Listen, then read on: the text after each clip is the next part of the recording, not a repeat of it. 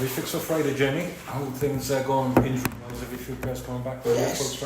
Same again. I think we've got a few injuries, but I think it's like at this time of the season when you get three games kind of in a quick succession in eight days. You're just trying to keep the players ticking over as much as you can. So we've got a few injuries, but I think looking forward to the Cobh game on Friday night. So yeah, you're still unbeaten, obviously, and on top of the table, but there's obviously room for improvement. Monday's game wasn't the best from a City point of view. Same again, I thought we had a really, really good half, 45 minutes, but it's about 90 minutes. And the gaffer especially, we kind of homed in at half time to say like we've got 45 minutes good, well done, but the next 45 minutes and we just didn't really seem to kind of stand up and be counted, especially when we were kind of in front 1-0, but the game's never dead, regardless who you're playing against. It's important that you go and try and get 2 or 3 performances, but as I say, it was a difficult one. Wexford are a good team, they just put the ball forward, but the big thing for us is we're still unbeaten. I know obviously we've lost points on the road, but the big thing for ourselves is making sure that we don't lose games.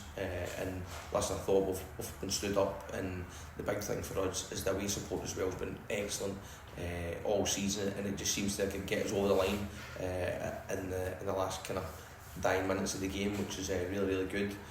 So listen, it was a difficult one to take, but we're still unbeaten here and we're still in a good position and we're in a good place considering obviously on the back of a few kind of positive, negative results when away from home with draws and things like that, but as I say, we're in a good position in the league. Yeah, there seems to be a pattern, Jamie, the 8 games you played, that you're not playing the full 90, you're turning up and kind of halves or 50 minutes, 60 minutes. What would you put that down to? Like when you go ahead, you seem to take the foot off the gas or sit back? I think you look at the game against Wexford, 45 minutes, we probably have 5 or 6 really good opportunities, but we just don't seem to kind of have that killer instinct at the minute, but we're working hard every day in training, the gaffer especially, we're looking at every option that we can to try and kill teams off, but as I say, we're just not getting over the line as good as we would have hoped, but at the end of the day we're still in a really good position, we're in a good place, and as I say, on the back of the draw against Wexford, then hopefully Cobh coming Friday night that we can go and get 3 points, and listen, we just need to keep working hard as a group, as a backroom team, and just keep getting positive results. Do you think you need to improve, like from Monday with Cobh on Friday night? Do you think you need to improve to get the win? No, listen, it's one of the ones. Football's, every game you go into is going to be a difficult game. So we will do our homework as we always do. We've looked at Cobh already. Me and the manager will just kind of, same again, we'll work on stuff tonight that we can go and affect the team. So same again, every game is totally different from week to week. We'll always do our homework as best as we can and hopefully put a game plan on that we can go and utilise that and get 3 points come Friday night. And our home form has been really, really good. Are we going to get the perfect performance? Hopefully we do, but if we don't and are we going 1-0, 2-0, I'll take it again. It's really important that we just keep winning games and we're not losing games, which is a good thing as well. So, and same again, the fan base has been superb since we've got here, and they just need to keep sticking with us, keep giving us that energy to go over the lines and stuff like that as well. And when you hear the boys in the shed end as well, it's spectacular. They just give you that wee extra boost. So listen, they need to keep with us because the boys are trying their hardest to go win games. So as I say, it's we just need to keep putting points on the board. Yeah. What would you think Cove's strengths are from what you know of them, like going into Friday for first Cork local derby this season? Yeah, listen, they've obviously decent players at the top end of the pitch, defensive structures in place as well, and I think a lot of the boys have been through the academy at Cork City as well, so they'll obviously have a wee bean up on it. They want to try and make a point to go and try and sting us at home. So it's up to us to stand up to that fight, and it's going to be important that we utilise our own game plan the best that we can, and hopefully we get across the line. But I think, as I said, every team brings their own surprises, so we'll say do our homework as best as we can, and hopefully that we can get enough over the line on Friday night and get the 3 points. Yeah. Well, what's the news for Jack Doherty? Obviously he didn't play Monday. Will he be fit?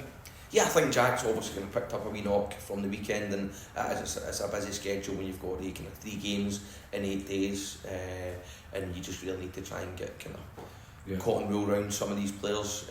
So hopefully Jack should be fine for tomorrow night. He get through training today, a few other wee kind of niggles from the game on Monday. But as I say, it's a team game, and obviously the squad we've got here, the squad the Gaffer's put together is really, really good. Boys just come back from injury and things like that as well. So as I say, like, if we keep getting boys back from injury, we're going to be in an even better place. So I know obviously we're maybe not winning as many games as everybody hopes, but as I say, we're unbeaten so far, 18 points on the board. Can we go and get that 3 points on Friday night? Takes us to 21 points. Behind closed doors, we've got our own wee ideas where we need to be each quarter. So as I say, it's going to be a tough game. Cobh will be that kind of local derby as well. So we're looking forward to. But good luck Friday. Thanks very much. Just on the unbeaten nature of your start of the season, but the power of kind of momentum in a league like this, especially with a young squad, how important is it to kind of build? You have it at home at the moment. How important is it to build on that winning home return run on Friday and keep that momentum going? Yeah, as it's massive, and especially when you're not really kind of conceding many goals, which is obviously good. And by the way, you look at maybe obviously Brad in nets, and you look at Keane and Charlie, but from the top down, that's where it's important we defend as a unit, and we continue doing that. But I think if we can keep that kind of home form going, and get the fans through the gates and cheering us on, which is obviously a massive thing for ourselves, and the players feed off that energy as well. So hopefully the fans just keep sticking with us, and as I say, we can hopefully get the massive 3 points. Takes us to 21 points, which is no bad return out the first 9 games. Yeah. And just one player in particular, Greg Balder's influence on the younger brigade within the squad, not only on the pitch but off the pitch. It's something I've noticed in the last couple of weeks, where he's kind of taking a couple of players under his wing on the pitch and kind of instructing them. And when you're kind of under the cosh in those late stages, and when games are going like they were on Monday, perhaps in the second half, how important is he going forward to keeping the team together? Yeah, I think it is. Obviously he's a leader. He's won league titles and things like that as well. Great experience. But you look at obviously Charlie as well, Keane. These players are really important. That they actually get round the players and utilise them, and making sure that they're doing their jobs, the information we get to them. Because sometimes when you've got a younger squad, they maybe tend to switch off when you get into 55, 60 minutes, and that's where you have to roll the sleeves up and get on with your job. And it's obviously good having people like Greg there, who's obviously really experienced, and he's a good option to have in there. But as I say, it's a team game. It's not you don't look at individuals and think, well, if we get Greg in the team, we're going to win games. Obviously, you look at Jaden as well. Scores, I think, the youngest player to score for Cork City, which is another achievement. So the young boys keep. You look at Cobh as well. He's everybody's speaking about him. And young Matty Keelan to come back. So there's lots of positives around about the place. Boys keep breaking records, so long may it continue. But as I say, it's important that Greg's there in the middle of the pitch and getting the younger boys run about the pitch, doing their roles. Yeah, and just at the other end of the pitch, then kind of up front, I suppose, where we've struggled compared to other teams is putting the ball in the back of the net and maybe dominating games, but without having maybe that relationship that's kind of set between the front three or the attacking unit. How difficult has it been to kind of identify your best kind of forward unit when there's injuries, kind of you're managing minutes for the younger players, and there's new signings coming in like the likes of Nathan now, just to embed into the team? Yeah, listen, as it's a good problem to have, to be honest with you, when we've got that many players at the front end of the pitch. But as I say, I think the gaffer will always say it as well. You can probably have a number 9 in your back, but if he's not scoring goals, if he's linking play, setting up and doing all the work rate and things like that, then it's just as important as putting the ball in the net. I know obviously goals win you games, but as long as other people in positions are delivering with goals and things like that, then it makes your number 9's job easier. But I think obviously we've picked up a few injuries and things like that at the top end of the pitch. But no, listen, I think it's one of the ones I thought, can we be a wee bit more clinical? Of course we can, but it's still early days as well. So as I say, hopefully we can continue putting them in the right positions, being in the front foot in the final third, and keep creating chances, and it will eventually fall for you. That's all from me. Best of luck for it. Thank you. Jimmy, I was just wondering, do you prepare any differently for a match at the local army like this in 29 in terms of, the mental attitude of the players, the discipline, you need cool heads and so on. So do you it's different to other games, obviously, isn't it? Yeah, I think it is, obviously, when you look at these kind of derbies, but at the end of the day, we treat it as another game. I think, obviously, as you say, you're looking for cool heads, don't get involved with match officials, opposition players. I think that's key, obviously, when the derby's there, where you can go and get that composure, when it goes back to speaking like Greg Bolger and things like that, that we can take that composure and take a sting out of the game when it needs to be done and things like that. So, no, I think we'll just prepare as best as we can. I don't think it's any different to any other game, but we'll make sure that the boys understand their role, what they need to do, and as I say, it's just make sure they don't get involved with things that are unnecessary. Maybe pick up silly yellow cards, red cards and things like that. So our discipline's been really, really good so far, so long may it continue.